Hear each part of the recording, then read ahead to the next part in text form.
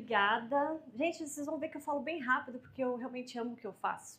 E aí eu fico muito, meu Deus, isso é muito legal.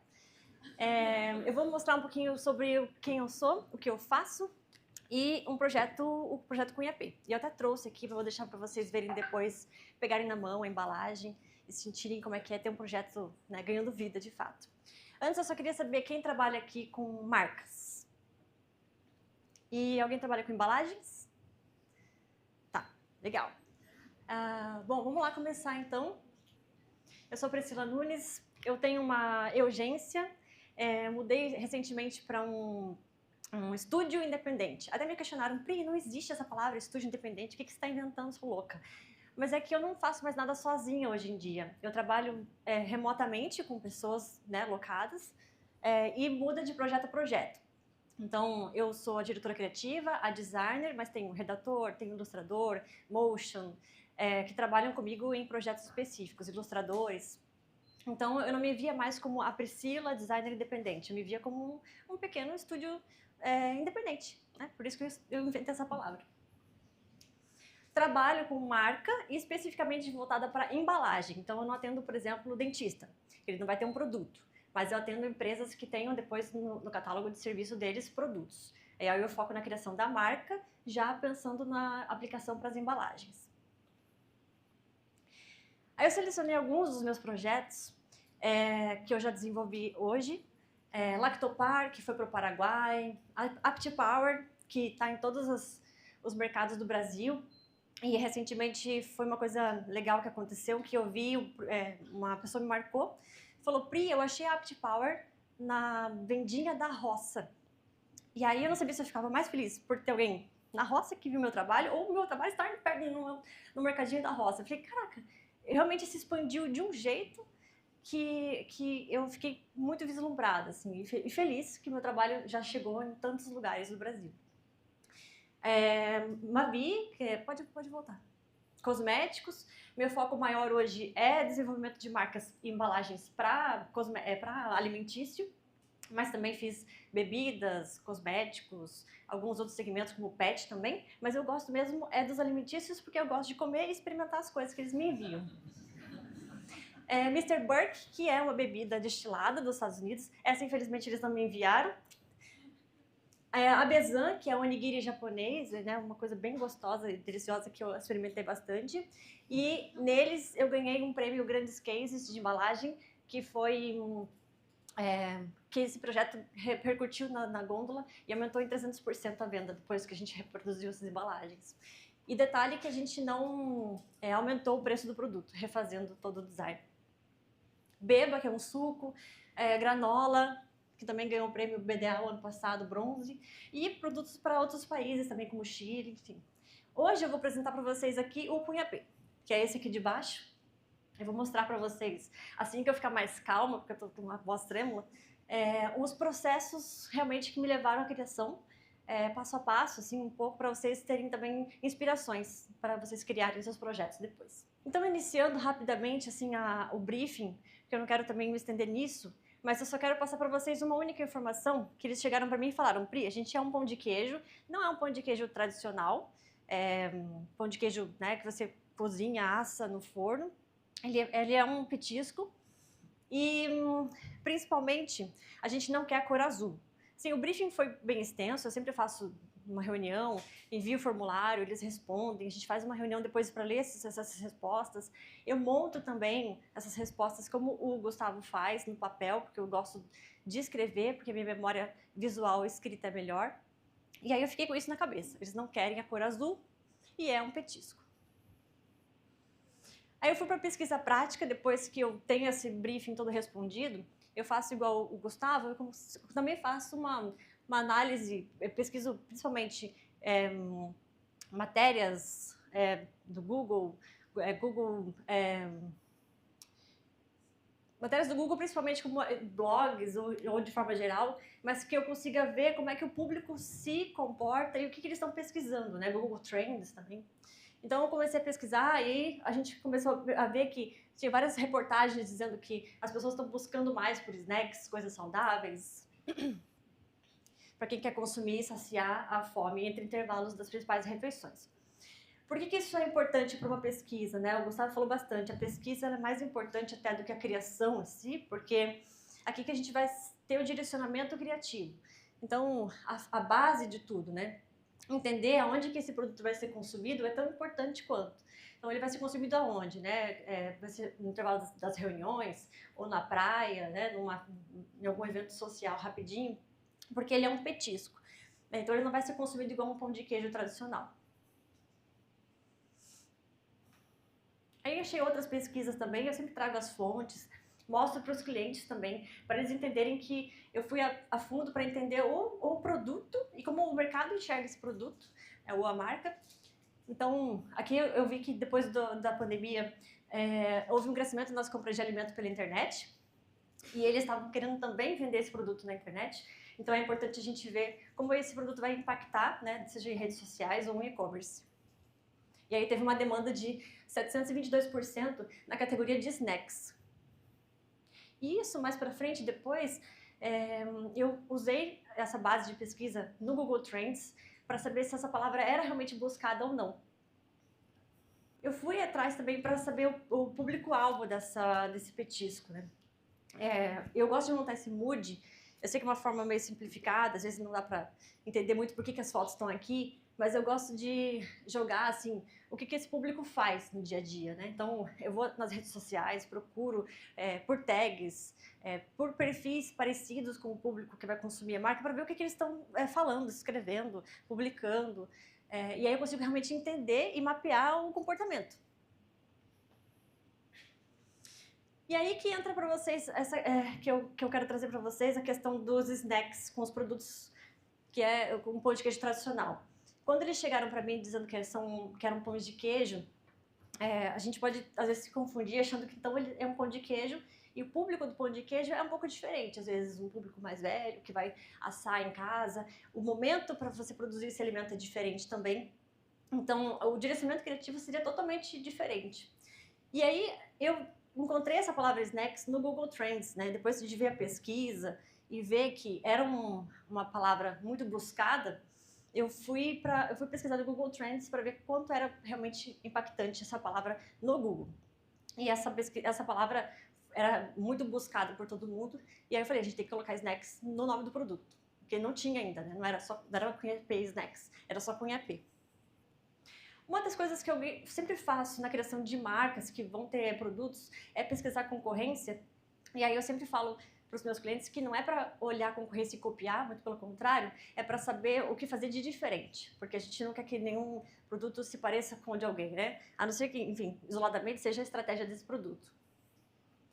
E aí, como esse produto ele tinha uma característica específica, que era snacks, petiscos, eu fui atrás então de concorrência direta que vendesse produtos similares. Então, petiscos, snacks. E aí eu monto boards de forma bem simples. Até fiz um workshop recentemente no Gump, e aí eu mostrei na prática para os alunos como é que eu faço esse board. Então, pode ser em qualquer plataforma, pode ser até no Canva, Paint, sei lá, entendeu? Pode ser em qualquer lugar, só para vocês montarem realmente esse board com os concorrentes lado a lado, para vocês identificarem as principais semelhanças e divergências entre eles, né? Então, quais características que essas marcas utilizam e o que você sente de cada uma delas. Você começa a entender qual é o código da categoria desse produto e consegue começar a tirar principais insights criativos que vão te orientar nas criações futuramente. Então, das semelhanças, né, que eu trouxe aqui, que eu identifiquei durante o projeto, é claro que é um resumo, um corte, mas identifiquei que a maioria deles usa tons terrosos, bege, gostam de mostrar que é natural, então usam bastante o branco também. Imagem e fotografia do produto, a maioria usa imagem, né? E aí eu destaquei, então essas são as partes comuns, né, as cores de bege, tons terrosos, e o que não é comum, eles não usam a palavra snacks. A grande maioria utiliza o sistema Flow Pack, então essa embalagem que não fica em pé sozinha. E a maioria segue tons pastéis, branco ou preto. Isso aqui já me ajudou bastante a orientar o que eu poderia fazer, então. Se a maioria usa bege, tons pastéis, preto, branco, talvez cores vibrantes, vamos deixar isso de lado, mas a gente já começa a listar pequenas oportunidades. Eu também gosto de analisar a concorrência indireta. No mercado, quando a gente faz um produto, a gente tem que ver o dinheiro do consumidor, ele pode ser direcionado para o produto que ele quer realmente, sei lá, chocolate. Mas ele também pode ser direcionado para um produto similar. De repente, não chocolate, mas uma barrinha que tenha chocolate. Esse não é um produto concorrente direto, mas ele vai roubar o market share do teu produto, do teu cliente. Então, eu trago aqui de concorrentes indiretos produtos petiscos, que às vezes não são tão saudáveis quanto o Cunha P, mas que ainda tem um quê de saudável, ainda tem um quê de natural. Então, às vezes, não é o produto que o cliente quer especificamente, mas ele encontra ali uma satisfação. Então, o que eles estão fazendo? É importante analisar a partir daqui que eu quero realmente me afastar mais, né, cada vez mais, também para não confundir o meu cliente lá na gôndola. E os concorrentes frios, que nesse caso foi muito importante para o projeto, porque são produtos que não fazem parte realmente da concorrência, mas eles são produtos similares, só que em momentos diferentes da vida desse consumidor. Que seriam os pães de queijo congelados, né? Então, se a pessoa quer muito mesmo um pão de queijo, ela teria o acesso de comprar um pão de queijo congelado e assar em casa. Então, eles são totalmente frios porque eles não vão saciar a fome do momento. Então, eles não vão prejudicar a venda necessariamente do meu cliente. Mas é importante analisar o produto frio, né, o concorrente frio, porque a gente não quer que ele ache que o meu produto é isso, né? Então, eu não quero que ele ache que o meu pão de queijo é um produto congelado. Não, ele é um snack, ele é um alimento para você comer na hora. Então, eu comecei a listar as oportunidades. E eu faço isso assim, eu gosto muito de fazer isso, porque aqui eu não começo com a tela em branco do Illustrator, né? Eu já começo com as oportunidades. Então, vendo a concorrência, nenhum usou ilustração do pão de queijo. A maioria usou imagem. Então, por que não a gente usar ilustração? Vamos deixar isso na manga.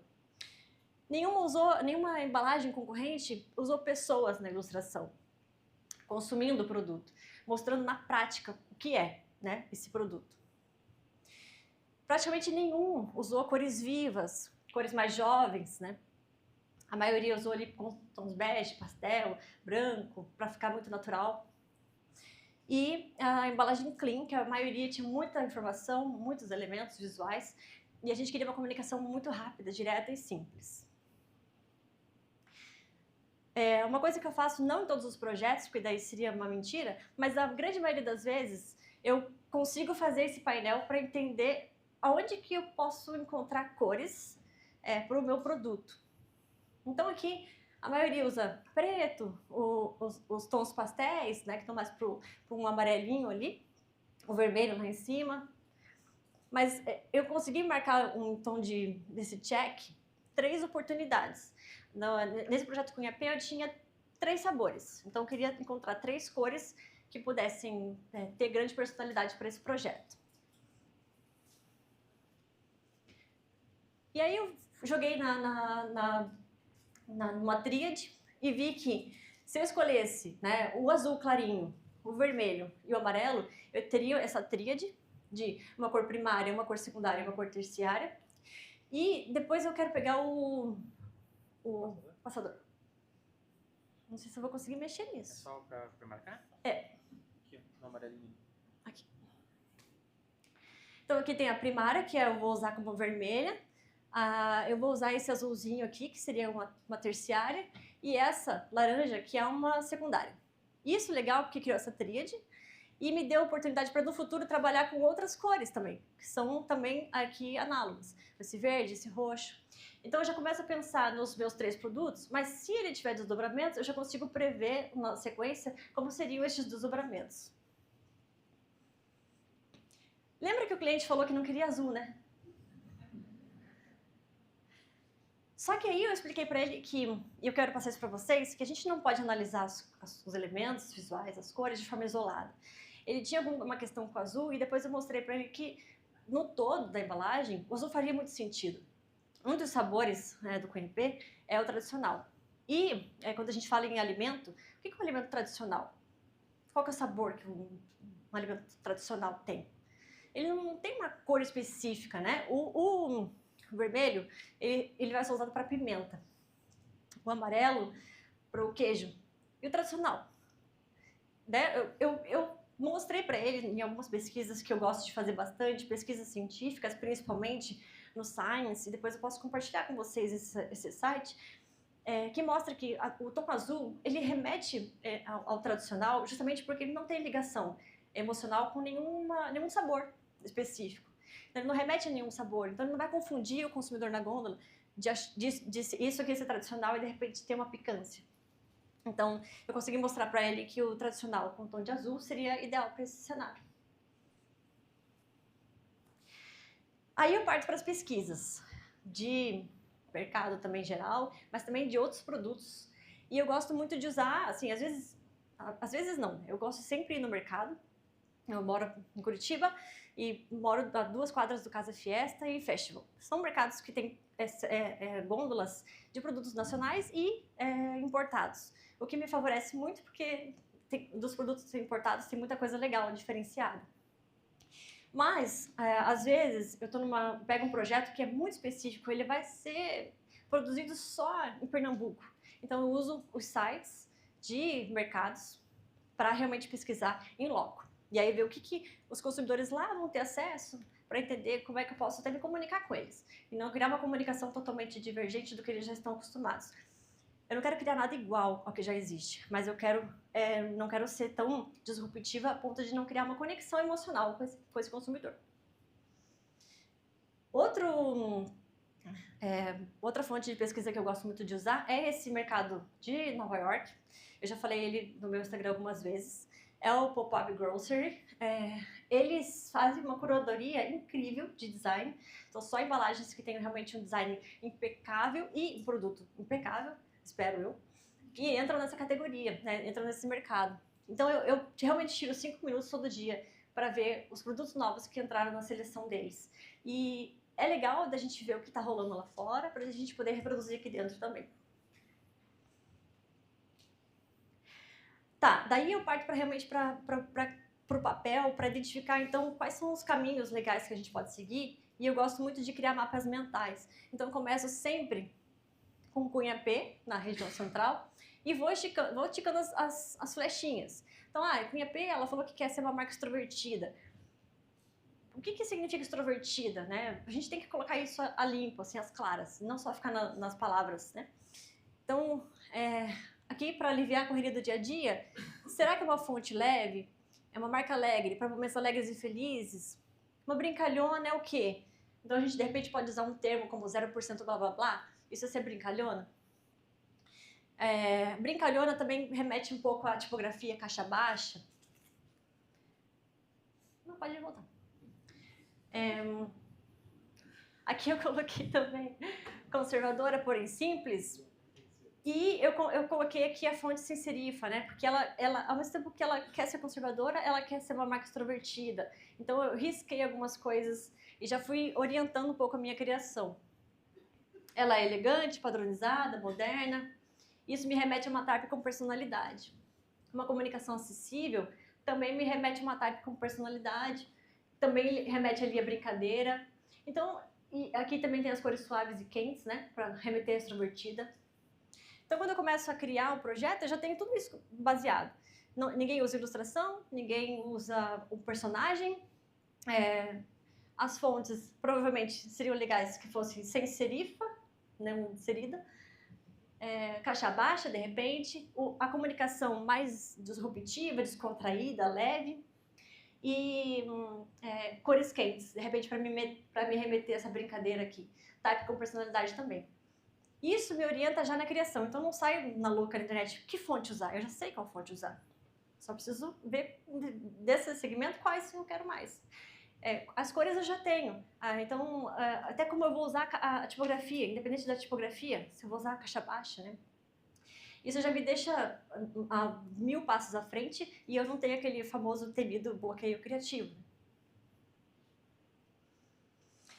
Aí eu criei a marca Cunha P. Eu não vou falar muito da marca aqui, mas eu até tenho uma aula explicando todo esse processo no Rotulando. Mas eu quis fazer uma marca um pouco mais leve. Brinquei muito mais com os snacks e com a letra K, porque eu queria realmente focar nas embalagens, deixar as embalagens com muito mais personalidade e criar uma marca que fosse um pouco mais leve, a comunicação muito mais marcante, até o Gustavo falou bastante disso. A comunicação do Cunha P é muito mais marcante do que a própria marca em si. Esse, na verdade, é o meu estilo criativo, né? A maioria das marcas que eu produzi hoje, elas são muito mais simplificadas e a comunicação acaba tendo muito mais elementos visuais marcantes para o meu cliente poder usar em rede social, principalmente. Aí, sendo diretora criativa e designer do projeto, eu falei, eu tenho que plugar, então, uma ilustradora desse projeto. E aí eu sempre procuro um ilustrador que se encaixe no projeto, que é muito mais fácil, né? Porque é o estilo da pessoa, então a pessoa não precisa se adaptar ao projeto, né? É quase que uma fusão, um casamento perfeito. E aí eu encontrei a Lana no Behance, a gente nem era amigas ainda, encontrei e eu vi que no perfil dela tinha realmente características que me remetiam ao briefing, que eu não passei para vocês não tem como adivinhar, mas a cliente pediu que fosse um produto para todos, né? Então, assim, sem marcar cor, raça, sexo, formas, né? Corpos diferentes. E quando eu vi as formas geométricas que a Lana usava na época, eu falei, cara, é isso, né? A gente tem que seguir por esse caminho aqui. Chamei ela e ela topou fazer as ilustrações para mim, para esse projeto. Essa é a primeira apresentação que ela me passou. Eu falei, Lana, preciso que uma mulher esteja consumindo esse produto. E eu quero que realmente as formas do corpo sejam bem distorcidas, né? Então, para a gente não ter realmente a marcação de um corpo ideal, nem cores ideais. Agora, a única ressalva que eu fiz para ela é que, assim, esse era o primeiro sabor que a gente ia fazer. Então, como primeiro sabor, eu tenho sempre uma regra que se tiver um personagem dessa embalagem, eu quero que ele esteja virado para a direita. Eu li alguns artigos já a respeito que é como se algo a mais tivesse para vir, né? Então, como tem mais sabores do Cunha P vindo, eu quero que ele esteja olhando para dentro dessa linha de produtos. Então eu falei, vamos rotacionar ela? E eu também queria um braço de apoio para ficar um pouco mais confortável, né? Um visual um pouco mais confortável, vamos estar mais à vontade nessa embalagem. E aí a gente começou a trabalhar nessas ilustrações, também com cores, enfim, as formas bem geométricas. E aí a gente só realmente pensou em fazer um leve ajuste no cabelo para ficar um pouco mais volumoso nessa primeira opção de ilustração. E aí a gente chegou nesse resultado aqui, que é uma ilustração então virada o rosto para a direita, que dá a entender que tem mais produtos vindo na categoria e muito plural, né? Não tem características específicas visuais. Depois a gente foi para a aprovação dos outros sabores, então o queijo e o tradicional. E depois no final da apresentação, eu consegui aprovar com ela um quarto personagem, que é pro sabor cebola e salsa, e a gente conseguiu colocar um personagem com vitiligo. Então foi muito legal quando ela topou a ideia da gente realmente incluir, né? Porque se a gente está falando de inclusão, a gente tem que tentar realmente colocar em prática e não só ficar no discurso. Bom, não é bonito o processo criativo, é uma droga, né? Trabalhando em agência, eu percebi, assim, eu trabalhava em agência assim, ó, tipo, não olha. Eu tô no meio do processo criativo, eu tinha vergonha de mostrar, porque era uma bagunça. Mas, daí agora eu tô aqui mostrando pra vocês. Mas assim, aqui tá o mood board, o mapa mental que eu falei pra vocês. Eu faço algum mood board também das embalagens de concorrência. Aqui eu tenho muito das respostas do briefing, do que não ser, né? Isso aqui é muito, muito importante, do que não ser, do que não fazer. É muito mais fácil até você trabalhar com o não do que com o sim. Os concorrentes indiretos, eu gosto de deixar aqui só para relembrar do que eu não posso fazer. E a criação da marca estava aqui começando já, e as principais oportunidades, né? Então, type com personalidade, sem serifa, caixa baixa, fonte leve. Isso aqui já é um board que eu já começo, porque toda pesquisa já me trouxe isso. E é muito mais fácil, muito mais prático o processo. Bom, é claro que é um recorte, né? Aqui eu teria 1000 slides para mostrar, mas eu fiz um recorte e eu gosto de salvar esses artboards, eu não gosto de deletar arquivo. Não gosto, eu tenho uma noia com deletação. Eu salvo, então, 01, 02, 03, 04, 05, e assim eu vou indo. E eu comecei a brincar, então, com o personagem, porque ele era o meu principal elemento visual na embalagem, então ele tinha que vir antes. E a partir daí comecei a listar a hierarquia de leitura, né, a hierarquia de informação.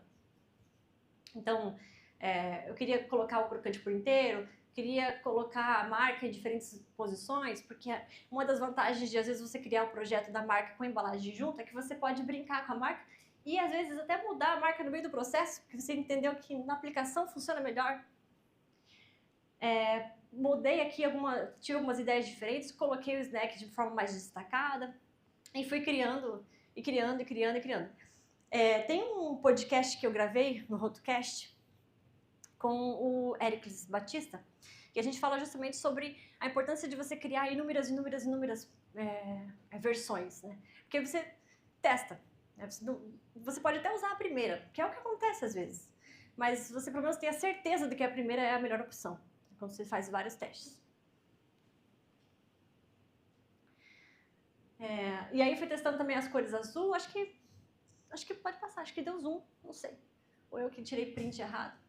Bom, aqui tem as boards do que seria já a embalagem, para já testar como é que seria a aplicação das informações na embalagem. Detalhes assim, né, como o código de barra, que é uma característica do meu trabalho, sempre mexer no código de barra, deixar um código criativo, né, diferenciado. E como eles são uma cafeteria e queriam vender Cunha-P dentro dessa cafeteria, eu achei legal trazer o código de barra até uma forma de merchan mesmo, de falar, ó, a gente tem uma cafeteria, né? Então, um código de barra que estaria ali, né? Eu já poderia usar de uma forma simples, mas eu trouxe uma brincadeira para ficar mais divertido. E aí comecei a brincar com as formas, com aonde vão ser colocadas as informações. E, dos testes, identifiquei que se eu usasse a marca Cunha-P no box, eu ganharia mais apelo, né, memória afetiva na mente do consumidor, do que se eu usasse a marca em branco, somente aplicação simples. Então, com o box eu ganhei mais força e eu usei, inclusive, esse box depois na comunicação como um todo. Então, tem peças, sacola, enfim, que aparecem também o box e aí ajuda a reforçar também a memória. Para a defesa desse projeto, eu falei para a consumidora, para o meu cliente, que um dos motivos também de usar o personagem, além dos concorrentes não utilizarem, é que eu percebi que as embalagens que têm personagem, elas são muito mais memoráveis. Como é um produto que ela está começando no mercado, ela tem que gastar 3 vezes mais energia para convencer você de que o produto dela é bom. E aí ela convence você e você esquece depois que consome, porque não criou memória. Então, quando a gente coloca um personagem, é muito mais fácil da gente ajudar o consumidor a lembrar da marca que ele realmente gostou. É aquela embalagem que tem aquele personagem que está comendo assim, um pão de queijo. E aí eu comecei a brincar com o layout, enfim, eu gosto de colocar, né, o tamanho real do Cunha-P, e talvez por isso que eu comecei a receber um monte de vídeo de japonês, que as embalagens são todas do tamanho original, porque eu realmente gosto de colocar para a pessoa entender o que é o produto, de fato. Ainda mais o Cunha-P, que é um pão de queijo crocante, que veio da Bolívia, então ele realmente faz croque-croque, e aí eu até coloquei aqui como faz croque-croque, para realmente forçar que ele é um petisco, que ele é um snack. Uma característica importante aqui é que essa embalagem foi produzida em Pantone com o Semic junto, né? Então, praticamente todo em Semic, mas a marca e o fundo em Pantone. E aí a gente conseguiu fazer a impressão ficar um pouquinho mais, uma cor um pouquinho mais forte e, enfim, um tom muito mais elegante do que se fosse com o Semic. Depois que eu faço o processo criativo, eu indico sempre para o cliente para a gente produzir as fotos. No começo dos meus projetos, eu pagava as fotos, porque ninguém queria pagar as fotos, ninguém entendia a importância das fotos. Então, o que eu fiz muito, né, acho que depois vocês podem até procurar no meu portfólio, mas Ali Fruit, fotografei lá em casa, Mr. Burke, que é um projeto internacional, eu fotografei também no quarto. Lá. O fotógrafo veio até lá em casa pra gente fotografar. Então a mão que o Gustavo até mostrou o projeto, a mão lá é minha. Sorte que eu tinha feito a unha aquele dia. E aí eu comecei a mostrar para o cliente que ele ia ter muito mais material para trabalhar depois em rede social e comunicação se ele fizesse essas fotografias, em vez de usar também só mocap. Mas eu não fiz isso para ele, tá? Porque a gente não pode mentir, né? Eu fiz isso por mim. Eu queria que o meu portfólio ficasse bonito. Né? Então, eu comecei a usar esse argumento para ele, e realmente é verdade, mas eu comecei a fazer as fotografias para melhorar o meu portfólio. O que eu percebi com as fotografias é que o cliente se sentiu muito mais confortável em contratar o meu serviço, porque ele via que funcionava. Ele via que o que eu falava funcionava na prática. Então, se eu usasse o gradiente, estava lá o gradiente no Hortifruti. Se eu quisesse usar um personagem, tivesse algum problema de impressão, como alguns stand-up posts, assim, a gente tem problemas com limitação de cores, a gente consegue produzir. E aí eu consegui convencer ele do meu projeto, e com isso eu preciso ter muito menos esforço para aprovar um orçamento hoje em dia. E depois que eu banquei muitas fotografias, eles começaram a pagar essas fotos, e eu fazia só a intermediação. Então hoje eu faço acompanhamento dessas sessões de fotos, seja local ou à distância. Essa aqui foi com o Jordi Ribeiro, então ele, se eu não me engano, é de Pernambuco? Eu não lembro. Paraíba. E aí ele trabalha de madrugada, então eu não consegui acompanhar em tempo real.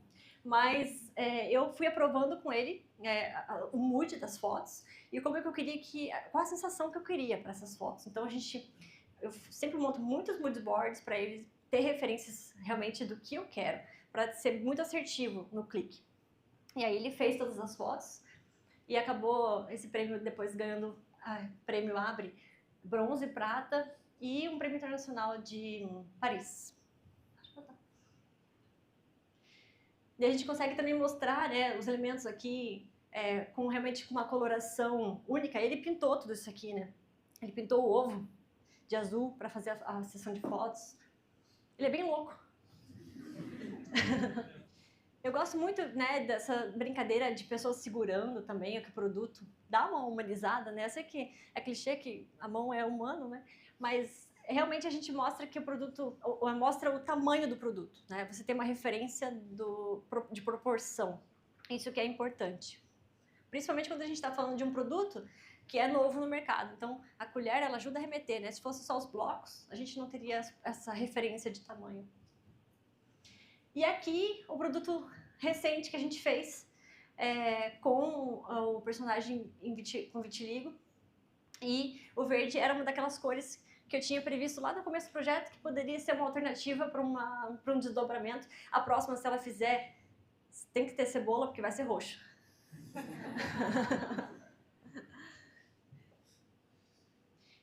Eu falei muito aqui, eu gosto de mostrar meu processo criativo, mas eu também gosto de falar, não tem regra, né? Assim, não tem regra para o processo criativo.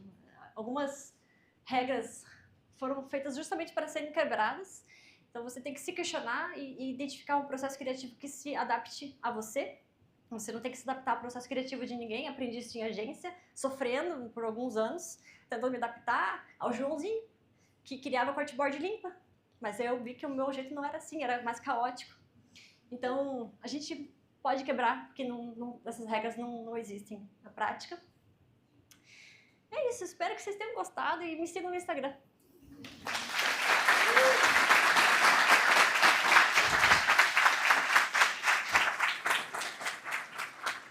E aí?